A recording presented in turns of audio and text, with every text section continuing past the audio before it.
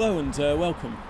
My name's Alex Pearson, and over the next series of these sessions we're going to be looking at decarbonisation and Worcester's journey towards net zero. We're going to be looking at the types of technologies and methods and the ways that businesses locally can reduce their carbon footprint, not just for aiming towards net zero, because that's something that we need to do to avoid global warming, but also the kind of effect that can have on the profitability of businesses and complying with all the various legislation that's coming into place over the next period of years up until 2050.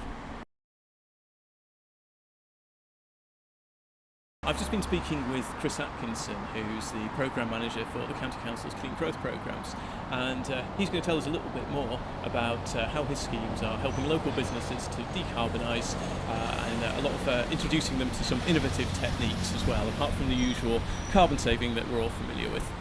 Hello, I'm joined here by Chris Atkinson from the County Council's Clean Growth team, and Chris runs some of the BEAT projects and offers some of the help for business to reduce their carbon footprint. Chris, could you just outline really the scheme and how long it runs for, please? The Business Energy Efficiency Programme helps businesses, helps tackle fluctuating energy prices, and at the moment we know energy prices are going up, but also helps businesses reduce their carbon footprint. We provide businesses with free energy audits by our independent advisors, and then there's grants of up to £20,000 for businesses to access those funding. It covers things like LED lighting, heating, energy efficiency equipment and machinery. The scheme is aimed at SMEs and lasts until June 2023. That's brilliant. So have you any ideas about what's going to happen after 2023? We're still waiting from guidance from government.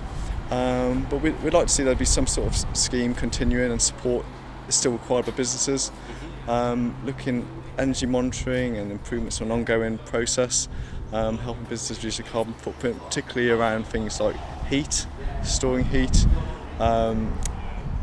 energy recovery, potentially funding around electrical vehicles and grid infrastructure, plus all the ongoing sort of energy efficiency measures and metering systems. That's fantastic. I'm glad you mentioned heat there, because that's going to be one of the difficulties going forward, and I think it's fair to say the current focus has been on electricity-led solutions, hasn't it really? I mean, which of the technologies do you find that you fund most through your scheme, Chris? Yeah, on the BEAT project we fund a lot of LED lighting, a lot of heating. We also fund a lot of things like variable speed drive compressors. We've got a sister programme called Low COP, which looks at renewable technologies, where we fund a lot of solar panels. We'd like to see a lot more funding for things like air source heat pumps. In the future it might be possible to fund things like thermal batteries for heat, and potentially use of hydrogen and things like that in the future, but we're not just there at this point. Yeah, it's really interesting, isn't it? Things like the thermal batteries, because heat-led decarbonisation is definitely something that we need to move forward to. Do you think that we also need to have a look at how we kind of score these grants in terms of how much we can give people per tonne saved? Yeah, I think so. Sometimes when we look at grants at the moment, we perhaps don't look at the long-term savings and appreciate that electrification of the grid is happening at a lot faster pace than the heat gas network. So perhaps more focus and attention should be on heat and waste, things going into landfill, which are a lot harder to tackle, and some of those harder to tackle problems perhaps could be a little bit more expensive, so that's perhaps where the financial incentive should be.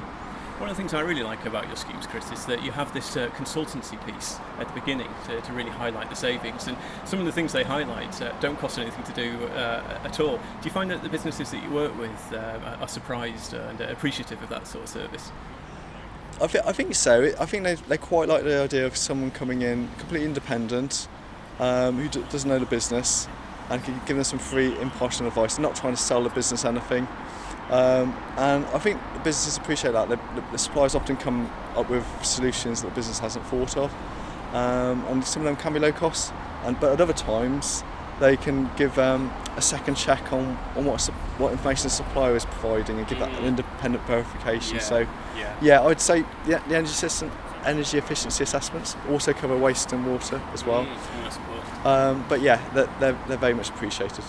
Yeah, I've often been surprised reading some of these reports as well. The depth which the consultants have actually looked at, and some of the things, even behavioural change, that they've come up with as well. So yeah, well, thank you very much, Chris. I think that's probably as far as we can.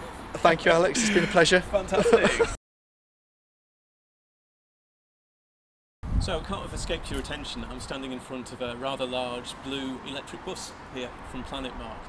This is all part of our breakfast event that we've just run for local businesses to help them to see different ways that they can decarbonise their businesses, the advantages of doing so, but also the kind of legislation that we're going to have coming up in terms of net zero that's going to actually mean that they will have to comply with various low carbon measures.